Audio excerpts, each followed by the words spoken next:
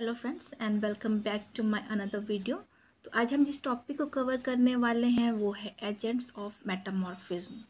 तो मेटामॉर्फिज्म के कौन कौन से एजेंट्स हैं, आज हम उसे देखने वाले हैं। तो चलिए फिर वीडियो स्टार्ट करते हैं। Agents of metamorphism, the agents which are mostly responsible for bringing about metamorphic changes are as follows. तो जो एजेंट्स रिस्पॉन्सिबल हैं किसी भी मेटामॉर्फिक चेंजेस के लिए वो कौन कौन से हैं। पहला है टेम्परेचर, दूसरा है प्रेशर। प्रेशर दो तरह के होते हैं, हाइड्रोस्टेटिक और यूनिफॉर्म प्रेशर, और दूसरा है डायरेक्टेड प्रेशर और स्ट्रेस। ठीक है। और तीसरा है हम लोग का केमिकली एक्टिव फ्लूइड्स। तो सबको एक एक करके देख लेते हैं। पहला हम लोग का है temperature. Temperature. It may be supplied by a geothermal gradient, magmatic heat, frictional heat, and by radioactive disintegration. The temperature range within which metamorphic changes takes place is from 200 to 700 degrees centigrade. However, in certain cases, a temperature of 1000 to 1200 may be counted. तो जो हम लोग सबसे पहला important कारण है वो है टेम्परेचर यानी तापमान। जो तापमान जो है ये अलग अलग तरह से अलग अलग रूप में सरफेस के नीचे में मौजूद होता है। ठीक है। जैसे कि कौन कौन सा। पहला है जियोथर्मल ग्रेडियंट यानी भूतापीय प्रवणता। फिर है मैग्मेटिक हीट यानी मैग्मा का ताप। फिर फ्रिक्शनल हीट यानी घर्षण से उत्पन्न होने वाला ताप। और चौथा है रेडियो एक्टिव डिसइंटीग्रेशन यानी रेडियो एक्टिव के द्वारा जो अपघटन होता है उसके कारण। ठीक है। तो मेटामॉर्फिक चेंजेस वहीं होता है जहाँ की टेम्परेचर जहाँ का 200 से 700 डिग्री सेंटीग्रेड के बीच में होता है। लेकिन कभी कभी क्या देखा गया है कि जहाँ पे 1000 से 1200 डिग्री सेंटीग्रेड तक है तापमान, वहाँ पे भी आपका मेटामॉर्फिज्म होता है। ठीक है। Temperature accelerates the processes of reaction, increases the volume of the rocks, remove volatiles and moisture contents of the rock. तो जो ताप के प्रभाव के द्वारा उसकी जो प्रतिक्रिया जो होती है वो कैसे होती है, बहुत ही तेज होती है ना। और इसमें जो चट्टान होते हैं उसका क्या वॉल्यूम क्या होता है, उसका आयतन जो होता है वो क्या होता है, बढ़ जाता है। और उसके जो वोल्टाइल्स क्या होते हैं वो रिमूव हो जाते हैं। और इसका जो मॉइस्चर होता है, जो आर्द्रता होता है वो क्या होता है, समाप्त हो जाता है। ठीक है। The following types of metamorphism are said to be the result of temperature effect on rocks. तो इससे कौन कौन सा टेम्परेचर इफेक्ट होता है रॉक में वो देख लीजिए। पहला है पायरोमेटामॉर्फिज्म यानी उच्च तापीय कायंत्रण है ना। तो at 800 degree centigrade to 1000 degree centigrade in the immediate vicinity of the intrusives, यानी कि जहाँ पे 800 से 1000 के बीच तापमान होता है वहाँ पे उच्च ताप जो मेटामॉर्फिज्म जो होता है वहाँ पे होता है। ठीक है। जैसे हमने अभी ऊपर में पढ़ा था, जहाँ का टेम्परेचर ज़्यादा होता है वहाँ पे इस तरह के उच्च ताप वाला मेटामॉर्फिज्म होता है। ठीक है। The induration, baking, burning and fritting effects of lava flows and intrusions on neighboring rocks is known as caustic metamorphism और ऑप्टैलिक मेटामॉर्फिज्म। तो लावा फ्लोज और अगल बगल की चट्टानों पर इंट्रूजन के कारण क्या होता है, इंट्रूजन अगल बगल की चट्टानों पर जो जलन यानी कि बर्निंग या तो जो घर्षण का प्रभाव होता है उसे ही हम क्या कहते हैं, कॉस्टिक मेटामॉर्फिज्म और ऑप्टैलिक मेटामॉर्फिज्म कहते हैं। ठीक है। सेकंड है हम लोग का contact metamorphism. Contact metamorphism it occurs around large intrusives at comparatively low temperature, यानी कि ये कोई बहुत बड़े आग्नेय इंट्रूजन के चारों ओर अपेक्षाकृत कम तापमान पर होता है। ठीक है। तो कॉन्टैक्ट मेटामॉर्फिज्म क्या होता है ये देखिए।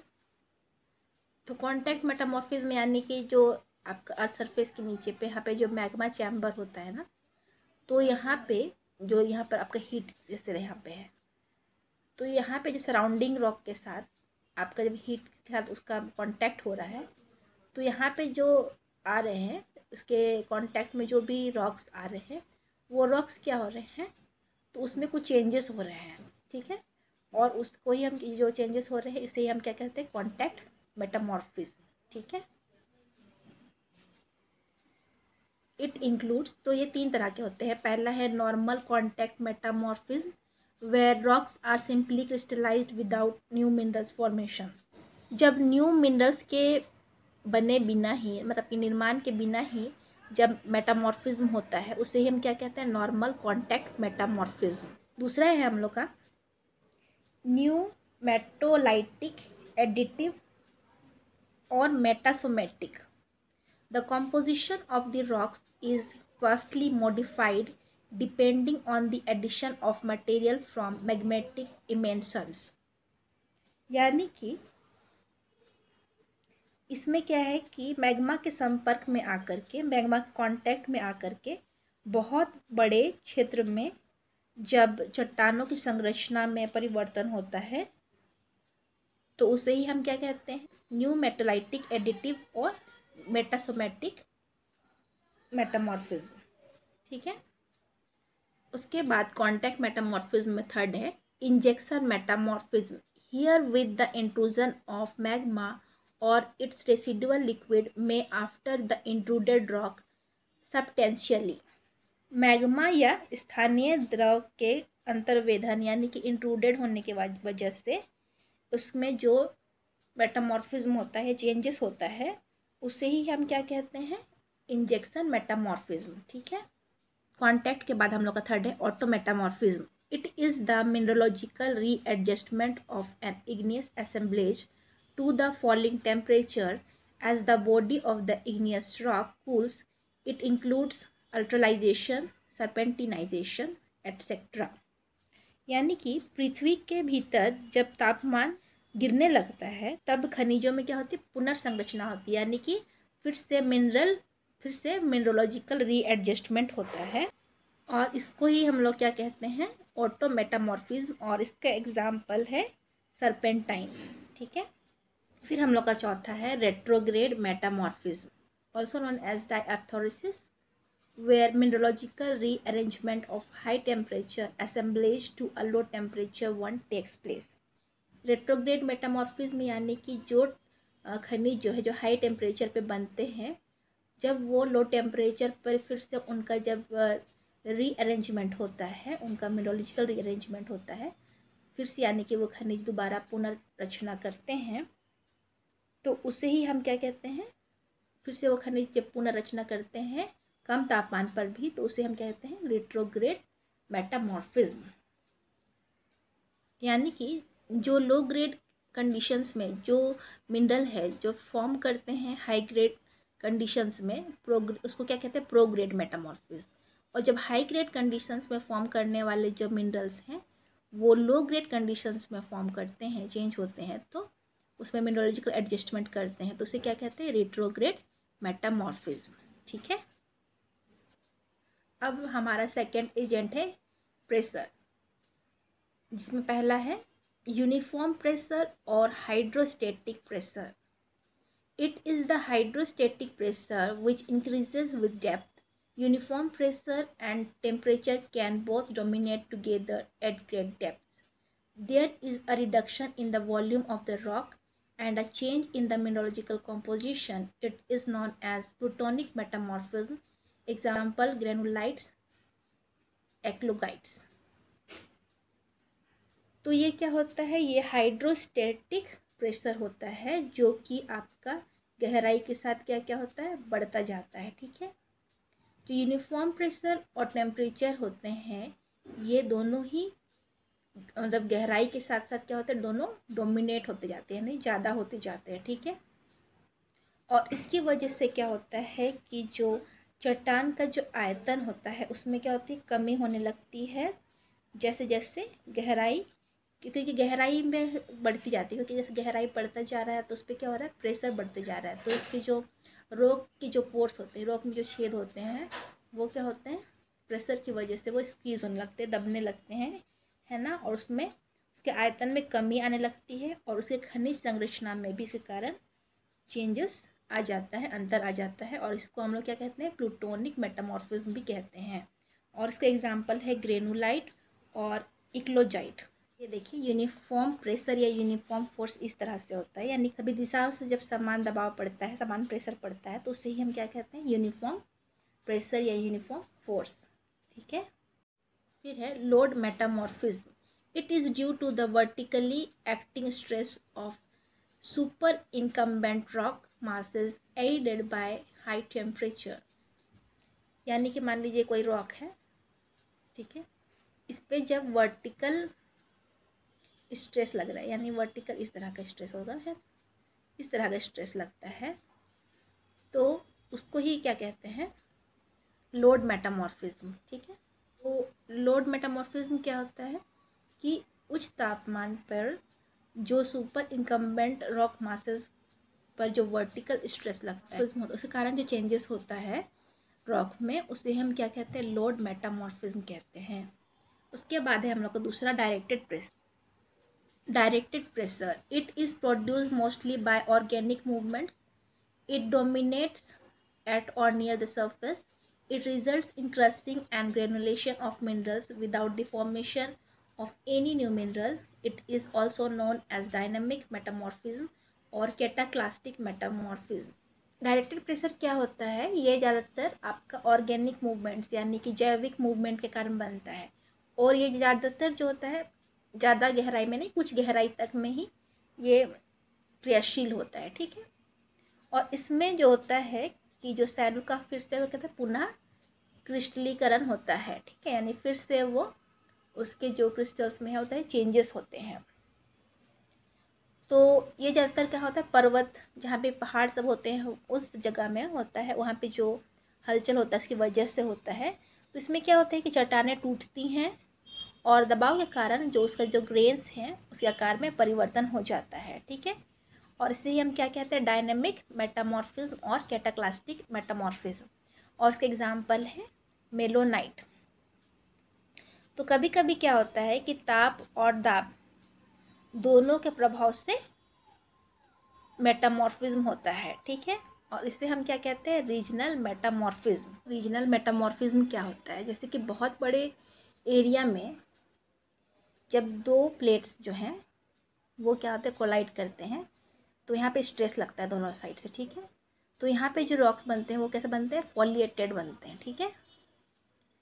तो ये जब दो प्लेट जब कोलाइड कर रहे हैं तो कन्वर्जेंट बाउंड्रीज में क्या होता है, हीट और प्रेशर क्या क्रिएट होता है, और इसी हीट और प्रेशर की वजह से बहुत सारे मेटामॉर्फिज्म होते हैं बहुत बड़े एरिया में। तो उसे ही हम क्या कहते हैं, रीजनल मेटामॉर्फिज्म। ठीक है। तो यहाँ पे जो कंट्री रॉक्स होते हैं, यानी कि पहले से जो रॉक होते हैं पेरेंट रॉक, उसमें मिनरल कंपोजिशन और टेक्सचर दोनों में क्या होता है, उसमें चेंजेस आ जाते हैं। ठीक है।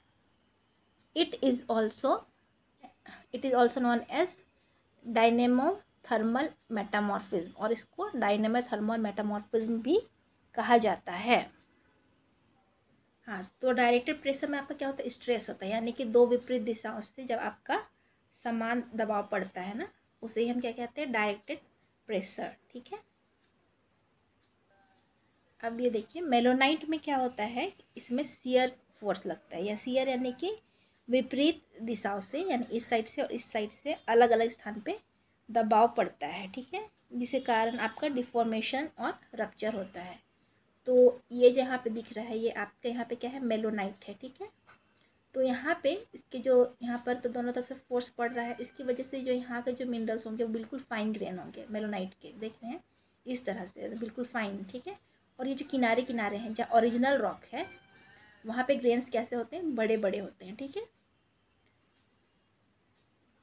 फिर जो हमारा थर्ड एजेंट है वो है chemically active fluids. These are from the following sources, meteoric water and juvenile water. Meteoric water यानी कि बाहर का जल या फिर भूपृष्ठ का जल, भूपृष्ठ यानी ग्राउंड वाटर। पृथ्वी की आंतरिक स्थिति में जल का महत्व पृथ्वी की आंतरिक स्थिति में जल का महत्व रूपांतरण प्रक्रिया में बहुत अधिक होता है, ठीक है। और जल की प्राप्ति दो तरह से होती है। पहला है बाहर का जल या भूपृष्ठ का जल, जिसे हम कहते हैं मेटेरोइक वाटर, और दूसरा है मैग्मा से प्राप्त जल, जिसे कहते हैं juvenile water. Water carries minerals in some cases in solution and also serves as a medium in which chemical changes occur with ease. Chemical activity is more pronounced in the vicinity of the igneous intrusions.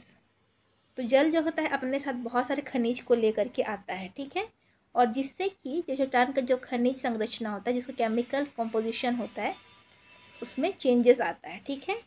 लेकिन दूसरी तरफ ये भी होता है कि जल की सहायता से बहुत सारे केमिकल एक्टिविटी यानी कि रासायनिक परिवर्तन भी आसानी से हो पाते हैं, ठीक है। पानी भी एक बहुत इंपॉर्टेंट एजेंट है जिसके द्वारा चेंजेस मतलब मेटामॉर्फिक चेंजेस होते हैं। तो इस तरह से आज हमने देखा कि मेटामॉर्फिज्म के एजेंट कौन कौन से हैं, heat, pressure and chemical fluid, ठीक है। तो इस वीडियो में यहीं तक। आई होप कि आपको ये वीडियो समझ में आया होगा, अच्छा लगा होगा। अगर मेरे वीडियो समझ में आया है, अच्छा लगा है, तो मेरे वीडियो को लाइक करें, शेयर करें और सब्सक्राइब करें। Thank you. अब है हम लोग का डायरेक्टेड प्रेशर, और ये जो यूनिफॉर्म प्रेशर है ये बहुत ही प्रभावशाली है। उसका प्रभाव इतना ज़्यादा होता है कि इसके जो खनिज होते हैं, तो जो मिनरल्स होते हैं, उसका मतलब पूरी तरह से वो क्या हो जाते हैं, चेंज हो जाते हैं, ठीक है। उसमें खनिजों का पूर्ण रूपांतरण होते हैं, यानी खनिज जो होते हैं पूरी तरह से क्या होते हैं, चेंज हो जाते हैं, ठीक है। उसके बाद है हम लोग का दूसरा directed pressure. Directed pressure, it is produced mostly by organic movements. It dominates at or near the surface. It results in crushing and granulation of minerals without the formation of any new mineral. It is also known as dynamic metamorphism or cataclysmic metamorphism. Example है myelinite, example है melonites, where both heat and stress dominates. The metamorphism is known as regional metamorphism. Here the country rocks are subjected to changes both in mineral composition and texture. तो ये जो directed pressure होता है इसे हम क्या कहते हैं, असमान या प्रतिबल दाब भी कहा जाता है, ठीक है। और ये जो होता है पृथ्वी के अंदर कुछ गहराई तक ही, मतलब नियर द सरफेस तक ही वो होता है, ठीक है। और इसमें जो होता है कि जो सेल होते हैं उनका फिर से क्रिस्टल चेंजेस होते हैं, ठीक है। और इसे ही हम क्या कहते हैं, इसमें क्या होता है कि इसमें जो इसमें क्रशिंग होता है, यानी टूटते फूटते हैं, और उसका जो रवा होता है, ग्रेनुलेशन मतलब कि दबाव के कारण उसके जो ग्रेन्स होते हैं उसके आकार में भी परिवर्तन होता है बिना किसी नए मिनरल को बनाए, ठीक है। और इसे हम क्या कहते हैं, डायनेमिक मेटामॉर्फिज्म या कैटाक्लास्टिक मेटामॉर्फिज्म कहते हैं। डायरेक्टेड प्रेशर क्या होता है, ये ज़्यादातर आपका ऑर्गेनिक मूवमेंट्स यानी कि जैविक मूवमेंट के कारण बनता है, और ये ज़्यादातर जो होता है ज़्यादा गहराई में नहीं, कुछ गहराई तक में ही ये क्रियाशील होता है, ठीक है। और इसमें जो होता है कि जो सैलू का फिर से वो कहते हैं पुनः क्रिस्टलीकरण होता है, ठीक है, यानी फिर से वो उसके जो क्रिस्टल्स में होता है चेंजेस होते हैं। तो ये ज़्यादातर क्या होता है, पर्वत जहाँ पे पहाड़ सब होते हैं उस जगह में होता है, वहाँ पे जो हलचल होता है उसकी वजह से होता है। तो इसमें क्या होता है कि चट्टानें टूटती हैं और दबाव के कारण जो उसका जो ग्रेन्स हैं उसके आकार में परिवर्तन हो जाता है, ठीक है। और इसे ही हम क्या कहते हैं, डायनेमिक मेटामॉर्फिज्म और कैटाक्लास्टिक मेटामॉर्फिज्म। और इसके एग्जाम्पल है मेलोनाइट। तो कभी कभी क्या होता है कि ताप और दाब दोनों के प्रभाव से मेटामॉर्फिज्म होता है, ठीक है। और इसे हम क्या कहते हैं, रीजनल मेटामॉर्फिज्म, ठीक है। तो यहाँ पे जो कंट्री रॉक्स होते हैं यानी कि पहले से जो रॉक होते हैं पेरेंट रॉक, उसमें मिनरल कॉम्पोजिशन और टेक्सचर दोनों में क्या होता है, उसमें चेंजेस आ जाते हैं, ठीक है। It is also known as dynamo thermal metamorphism, और इसको डायनेमिक थर्मल मेटामॉर्फिज्म भी कहा जाता है। हाँ, तो डायरेक्टेड प्रेशर में आपका क्या होता है, स्ट्रेस होता है, यानी कि दो विपरीत दिशाओं से जब आपका समान दबाव पड़ता है ना, उसे ही हम क्या कहते हैं, डायरेक्टेड प्रेशर। ठीक है, अब ये देखिए मेलोनाइट में क्या होता है, इसमें शियर फोर्स लगता है, या शियर यानी कि विपरीत दिशाओं से, यानी इस साइड से और इस साइड से अलग अलग स्थान पे दबाव पड़ता है। ठीक है, जिसके कारण आपका डिफॉर्मेशन और रप्चर होता है। तो ये जहाँ पे दिख रहा है, ये आपके यहाँ पे क्या है, मेलोनाइट है। ठीक है, तो यहाँ पे इसके जो यहाँ पर तो दोनों तरफ से फोर्स पड़ रहा है, इसकी वजह से जो यहाँ के जो मिनरल्स होंगे वो बिल्कुल फाइन ग्रेन होंगे मेलोनाइट के, देख रहे हैं इस तरह से बिल्कुल फाइन। ठीक है, और ये जो किनारे किनारे हैं जहाँ ओरिजिनल रॉक है, वहाँ पे ग्रेन्स कैसे होते हैं, बड़े बड़े होते हैं। ठीक है, फिर जो हमारा थर्ड एजेंट है वो है chemically active fluids. These are from the following sources, meteoric water and जुवेलाइन water.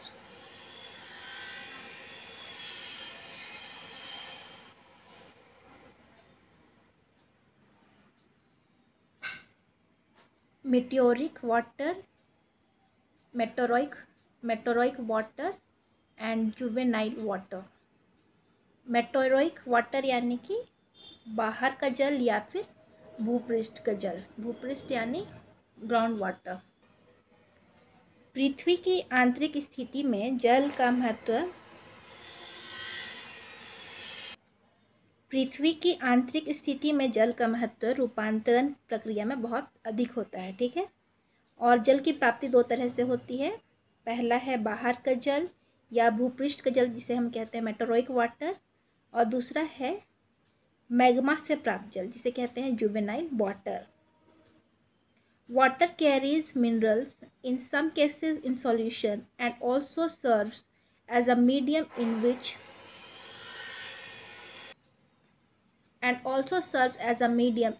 chemical changes occur with ease. Chemical activity is more pronounced. Chemical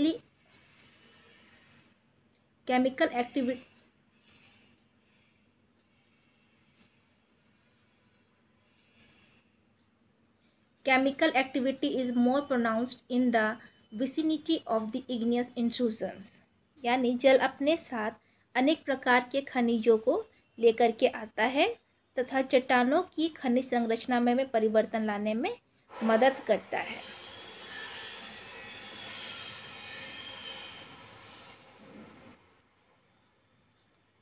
तो जल जो होता है अपने साथ बहुत सारे खनिज को लेकर के आता है। ठीक है, और जिससे कि जो चट्टान का जो खनिज संरचना होता है, जिसका केमिकल कॉम्पोजिशन होता है, उसमें चेंजेस आता है। ठीक है, लेकिन दूसरी तरफ ये भी होता है कि जल की सहायता से बहुत सारे केमिकल एक्टिविटी यानी कि रासायनिक परिवर्तन भी आसानी से हो पाते हैं। ठीक है, इस तरह से जल भी एक बहुत इम्पॉर्टेंट एजेंट है जिसके द्वारा, पानी भी एक बहुत इम्पॉर्टेंट एजेंट है जिसके द्वारा चेंजेस मतलब मेटामॉर्फिक चेंजेस होते हैं।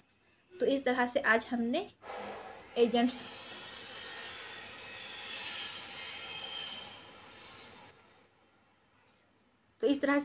देखा कि मेटामॉर्फिज्म के एजेंट कौन कौन से हैं, heat, pressure and chemical fluid. ठीक है, तो इस वीडियो में यहीं तक। आई होप कि आपको ये वीडियो समझ में आया होगा, अच्छा लगा होगा। अगर मेरे वीडियो समझ में आया है, अच्छा लगा है, तो मेरे वीडियो को लाइक करें, शेयर करें और सब्सक्राइब करें। Thank you.